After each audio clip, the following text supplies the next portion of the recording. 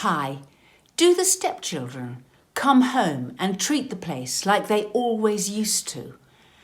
Do you find it really difficult to get the stepchildren to step up and respect you and your partner, their parent?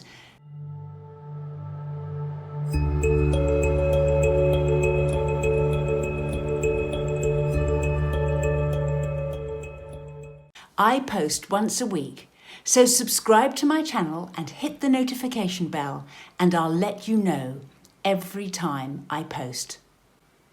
It can be really difficult when you move in with your partner into a home that has been occupied by your partner and their children previously. I know a stepmother, for example, who systematically, slowly but surely, got rid of all the pieces of furniture in the house over time and replaced them so as to sort of reinvent the home.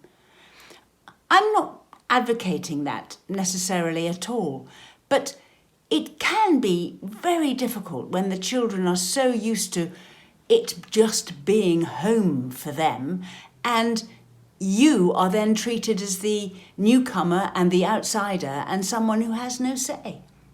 So what can you do about this kind of thing? Well, I think that you can do more than perhaps you think you can. I would advocate introducing change when you can and setting new routines and scenes and expectations so that the children come to see and know that the home is not the home that they used to be able to come and do anything they wanted to in it, but a home where things have moved on and they have to behave differently. I think one of the keys to this is in the communication, because children, even adult children, will come home and they won't trash the place, although sometimes they do, but they sort of keep on doing what they always used to do.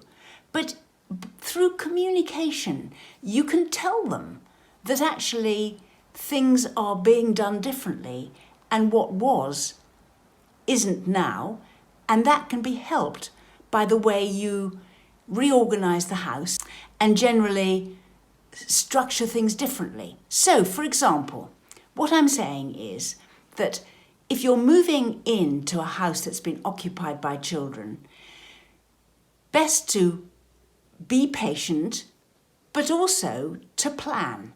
And things in the home need changing occasionally.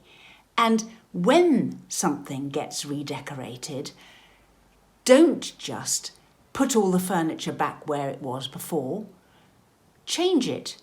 Change the use of some rooms if that's possible. If things break, think about it before you just replace it with the same thing again. All these kinds of opportunities that come your way as a step-parent are huge opportunities to make a difference and help the children move on from what there was before. So if things are look completely differently, it can help them to accept things are different. But also, it's so easy not to say anything. It's always a difficulty if you're trying to tell stepchildren they can't do something anymore, or things have moved on, or that's not okay. But I would say that trying to not tell them anything and just expect them to behave differently is also kind of an example of where you're just hoping for change and it never happens. And they carry on as if no change is necessary, and you just clash as a result. You're wanting one thing and they don't do anything about it. So I would recommend, when changes take place, is to actually announce them in some way and have some mechanism for announcing them. Preferably face to face. preferably when they're there in the house, and you can say, as from now, this is what we're going to be doing, or this is how you need to treat things, or we don't expect you to lounge on the sofas, we expect you to look after them, etc. Things like this, so that they actually know about it, because it's very easy as a stepchild to keep on coming home to see your parent and almost like defying what's going on at home and just challenge what's going on at home by being the teenager you used to be when you were at home. And it is worth introducing some kind of change that's then marked by you being told that it's changed. I'm a great advocate of meetings for this, and I call them meetings, but they're not meetings like at work. They're just talking, where you talk about things. I've written a booklet on it. It's called Let's Talk, Meet as a Step Family, but it's full of ideas about how to organise this meeting, how to put it together, what to say in it. It is worth announcing things, and it is worth making changes, big changes, when you get little opportunities.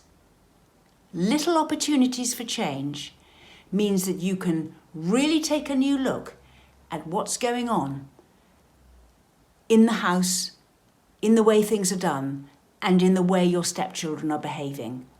And normally, even if the change is little, but the change is nevertheless there and big enough to make a difference, you can bring your partner along with that as well and say, I think it's important that we tell the children not that they can't lounge on the sofas anymore because they ruin them by doing that, and therefore we need to say something.